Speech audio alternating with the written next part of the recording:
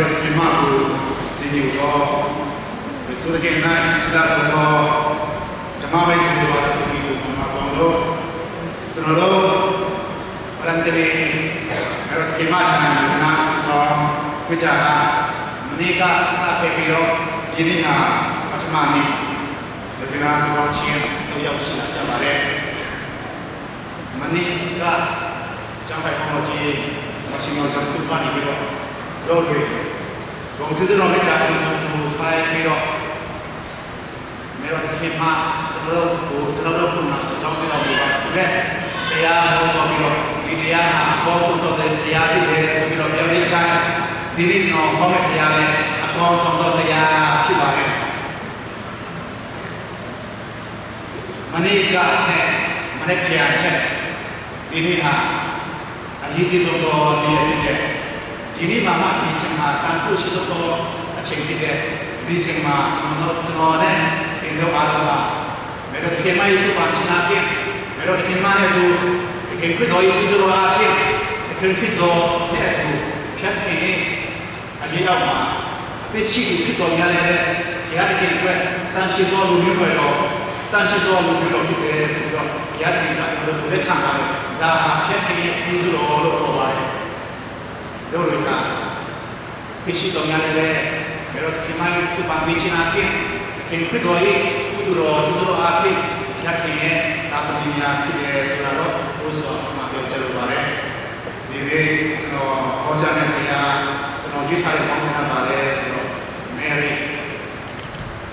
Act of Covenant ผู้ฟังสิ่งของมันก็ประเด็นที่ตัดเราได้รู้แบบอิมานสุดเลยပေါင်းစပ်တဲ့ကျွန်တော်ဒီနေ့ဒီများချင်းပါတယ်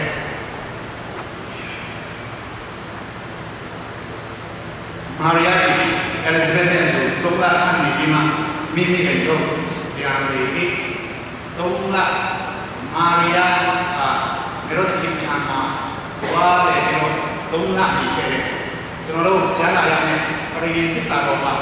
obeyed again ဆိုတဲ့ပုံဝဲအိမ်မှာတုံးလာပြီးပြီးတော့ဒီအိမ်မှာသူတို့ဖန်ဆာရတဲ့အကြောင်းကိုကျွန်တော်တို့ဒီနေ့ပရိယတိတာတော်နဲ့ပတ်သက်ပြီးတော့ကျွန်တော်ဟောကြားမှာပါတယ်ဒီပရိယတိတာတော်နဲ့ဘုရားမေရောတိမှာဆိုတာကျွန်တော်နားလေပြရမယ်ပရိယတိတာဆိုတာပါလေဆိုတာကျွန်တော်တို့ကျမ်းစာထဲမှာထွမြောက်ရာကျမ်းအခန်းကြီး25အခန်းငယ်30မှာဒီလိုရေးထားတယ်ဆိုတော့အလျားတော်ဆိုတာအနန္တတော်ဆိုတာအမင်းတော်ဆိုတာရှိတော့ပိတ္တာကို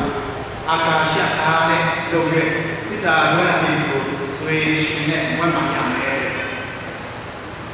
ပိတ္တာအရေးမကြီးပါတို့တို့ထားတဲ့ပိတ္တာတော့ပိတ္တာလုံးတယ်နတော်အထွာဖြစ်တယ်တတော်အထွာအနာရှိတယ်ဒီပိတ္တာတော်လေးဟာဘာလို့တခုရှိသွားတာလဲဒီပရိယတိတာတော်ဒီရှိနာဖြင့်ဣသရေလလူမျိုးတွေဟာယက်ခင်ဟာကျွန်တော်တို့လည်းမလုပ်ရရှိတယ်ဆိုတဲ့အမှုတို့စိတ်ထဲမှာအမှန်ဝန်းယူနေတယ်ဒီပရိယတိတာတော်ဟာကျွန်တော်တို့ဒီကျမ်းစာထဲမှာတွေ့ရတယ်ဒီကားနဲ့ပြုလုပ်ထားတဲ့အခါမှာဒီပရိယတိတာတော်ထဲမှာပါရှိတယ်ဆိုတော့ကျမ်းစာထဲမှာမနေရာမှာပြထားတဲ့ first king ရာဇဝင်တရားဆောင်အချင်းချင်းအမိတို့မှာထာဝရဘုရားရဲ့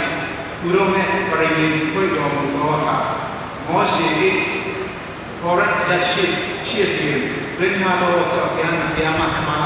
တိတတော်ထဲ၌အပေရာနဲ့ရှိပါတယ်ပရိယတိတာတော်ထဲမှာတော့ဘုရားတော်စေပါရှိတယ်ဆိုတော့ဒီကျမ်းစာထဲမှာလို့ဒီချက်ချာဒီထားတယ်ပြောဆိုထားပါတယ်တနည်းအားဖြင့်ရေးထားတယ်ဆိုတော့ဟေဘရုအခန်းကိုအငယ်လေးမှာသူသေးတော်၌ရွှေလင်ပန်းနဲ့ရွှေပြင်းဝတ်မှန်ထားတော့ပရိယတရားတာရှိ၏သူတိတာတော်၌မာနကို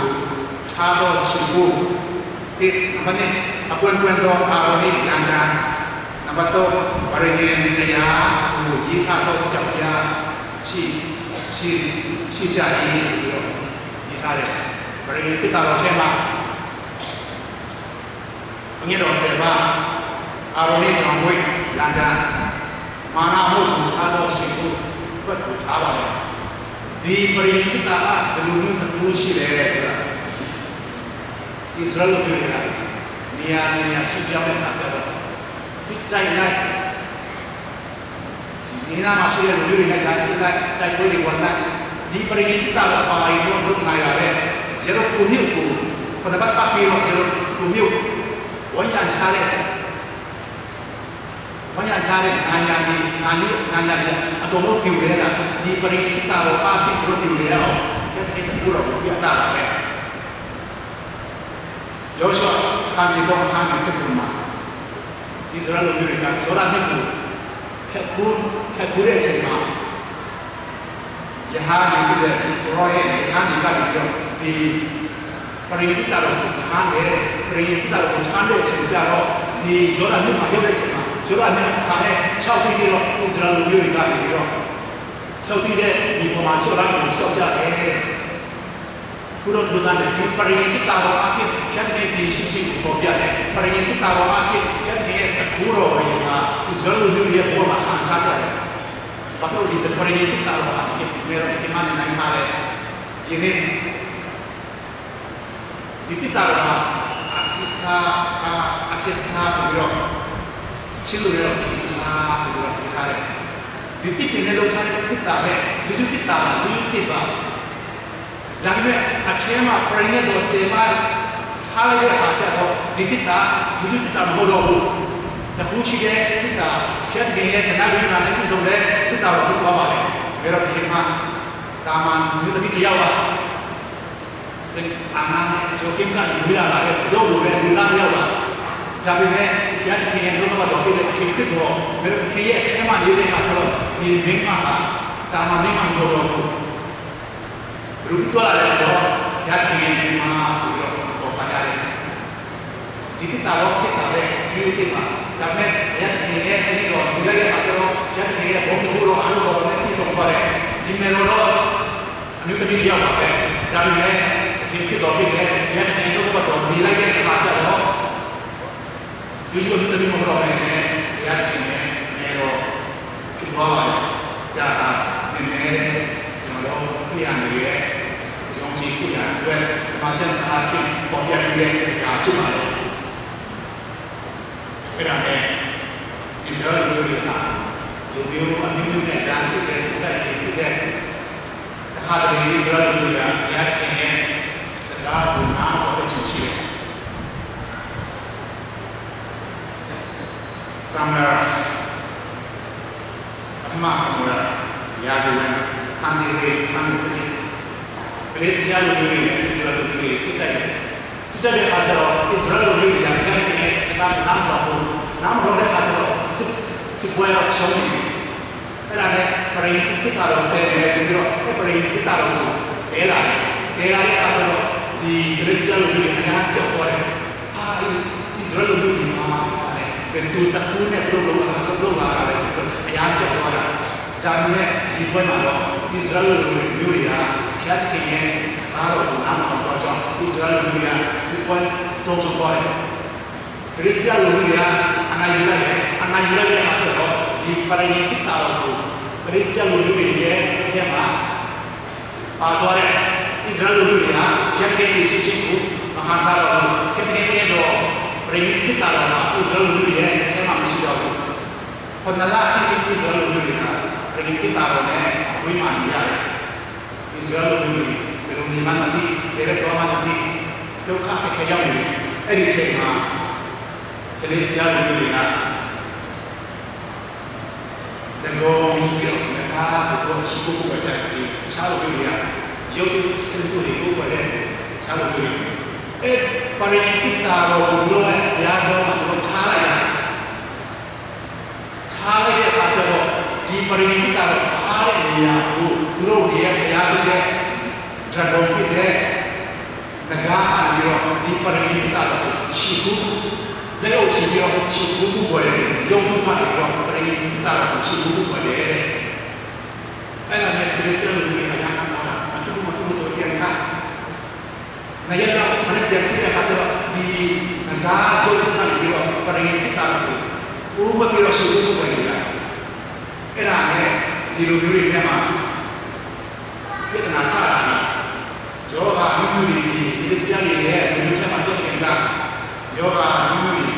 လုပ်လိုက်တယ်လုပ်လိုက်တဲ့အခါကျတော့ခရစ်စတန်လူတွေအများကြီးကြောက်တယ်ဒီဣသရေလလူတွေရဲ့တတိတာတော့ဘယ်လိုလဲငါတို့ပြန်ပြရမယ်ဆိုတော့တို့ဆွေးနွေးကြတယ်ဆွေးနွေးတဲ့အခါကျတော့တို့ရဲ့နေချင်းကြီးလက်တွေအာနာရှိတဲ့ပုဂ္ဂိုလ်တွေနေတယ်ငါတို့ဒီပရိနိဗ္ဗာန်တော့ဣသရေလလူတွေစီမှာဒီနဲ့ပြန်ပြီးလို့ရမယ်ဆိုတဲ့အခါကျတော့ပြန်ပြောရတော့လည်းပြန်ပြောမယ်ဆိုတော့ဒီပရိနိဗ္ဗာန်တော့ဘုရားခင်ရဲ့ဘယ်လိုဆက်ပါဘုရားခင်ရဲ့ဒီမောင်ရအာနာပြတဲ့အခါကျတော့အလကားနဲ့ပြန်ပြီးလို့မရမှာလေအဖြစ်ဒီယာဇစ်ကူသောချင်းအားဖြင့်ဒီကူသောချင်းအားဖြင့်လည်းပြန်ပြီးလို့ရတယ်ဆိုပြီးတော့ပြောလိုက်တဲ့အခါကျတော့ဒီပရိနိဗ္ဗာန်တော့ဣသရေလလူတွေရဲ့အထက်မှာအဖြစ်တော့မရောက်တော့ပူလိုက်တဲ့အခါကျတော့ကျဲတဲ့ဒီဆရာဒီပရိနိဗ္ဗာန်တော့ဒီနေ့တဲ့အခါကျတော့ဘောယူနေဆိုပြီးတော့လူတော့ဆိုတာဘုရားလူတော့နဲ့ပရိနိဗ္ဗာန်ကိုယူပြရတယ်ကြီးတဲ့သွားတယ်ပရိနိဗ္ဗာန်ကိုတည်ရင်းနဲ့ပုဂ္ဂိုလ်တော်ဦးရဲ့ကိုစားလို့ပြောလိုက်တော့ဒီပရိနိဗ္ဗာန်ကိုထိမိတဲ့အခါကျတော့ဘုရားရဲ့စိတ်ဆိုးတယ်ဘုရားရဲ့စိတ်ဆိုးပြီးတော့ဒီကိုစားကိုဒီနေရာမှာချက်ချင်းတက်လိုက်ရဲ့ကိုစားဒီဆုံးတော့အဲ့ဒီတည်းကျတဲ့အခါကျတော့ဒီလိုပဲကျတဲ့ညကြောက်တော့တာရတဲ့အခါဘယ်လိုလုပ်မလဲဆိုတော့ကြောက်တဲ့အခါကျတော့ကျတဲ့ပြည်ကြီးရဲ့ဇရုစပြုလို့ချင်းမှာအပေရဲ့ကိုမဖြစ်ဘူးဆိုပြီးတော့ဒါမတည်ရကြဘူးအဲ့ဒါနဲ့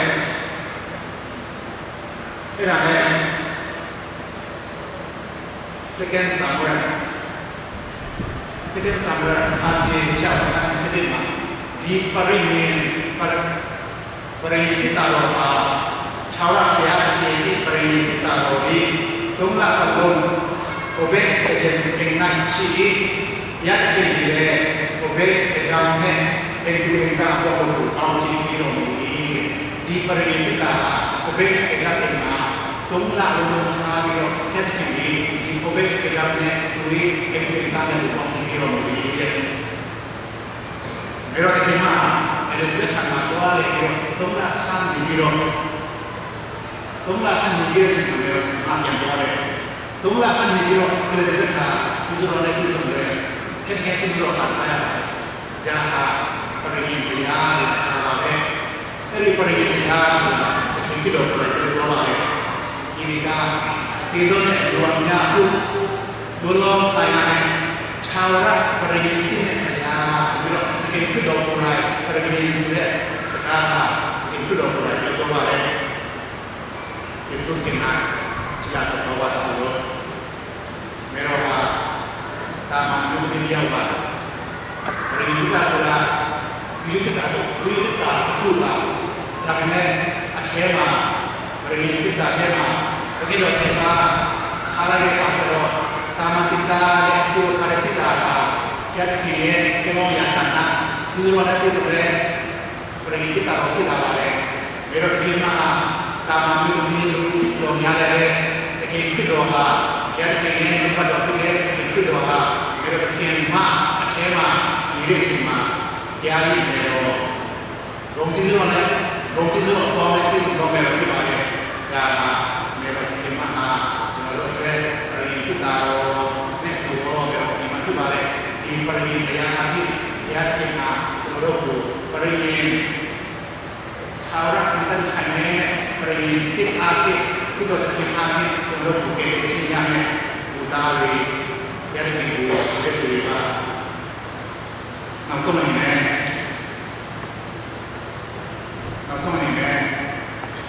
စကားပြောစစ်စစ်ပြောတဲ့စကားပါလေဆိုတော့စာနာကဘုရားကိုနောက်ဆက်ချင်တဲ့ချိန်မှာတို့စစ်လုံးထဲမှာမေရတိမှာကိုတရားချင်းကိုဆရာရှင်းဝန်ဆရာဒေသဆရာတို့ပါလို့ဆိုတော့စစ်ထဲမှာတော့လာပါလေအဲ့ဒါကြောင့်ဘုရားတို့များပြားပြီးတော့မေရတိမှာတို့မှလည်းအများရှိပါတယ်အဲ့ဒီထဲမှာကျွန်တော်မပါဖို့ရတယ်စုတော်ရမှာပါတယ်ပရိနိဗ္ဗာန်တော်ဖြစ်တဲ့ဘုရားတော်စေပါထားတဲ့ပရိနိဗ္ဗာန်တော်ဟာပြောင်းမပြတ်နိုင်တဲ့ တန်ရှင်းများများပြုလုပ်တယ်ဆိုပြီးတော့အခင်ဖြစ်တော့ကဲကောင်းတဲ့အခင်ဖြစ်တော့ကဲဆောင်တော့ဘယ်တော့အခင်မှဘယ်တော့ပုံပြင်းနေလဲဘယ်တော့ပုံတန်ရှင်းလဲဆိုတာတွေကိုစဉ်းစားရင်ဘယ်တော့အခင်မှချမ်းသာကျွန်တော်တို့ရာတွေကိုစဉ်းစားနေပါ